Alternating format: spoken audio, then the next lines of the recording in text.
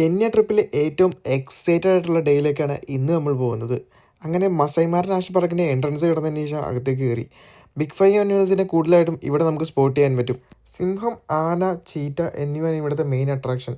രാവിലെ തന്നെ വന്നുകൊണ്ട് തന്നെ നമുക്ക് ഇവിടെ കൂടുതൽ അടുത്ത് കാണാൻ പറ്റി.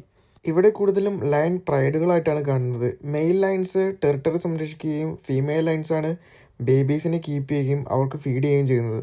വലിയ ചെവികളും കൊമ്പുകളും നീണ്ട തുമ്പിക്കൈയാണ് മസൈമാരയിലെ ആനയുടെ പ്രത്യേകത. കൂട്ടമായിട്ടാണ് ഇവർ ജീവിക്കുന്നത്. മസൈമാരയിലെ ഏറ്റവും പ്രധാന വേട്ടക്കാരിലൊന്നാണ് ചീറ്റകൾ. പൊതുവെ ഇവ ഒറ്റയ്ക്കാണ് ഇവിടെ കാണപ്പെടുന്നത്.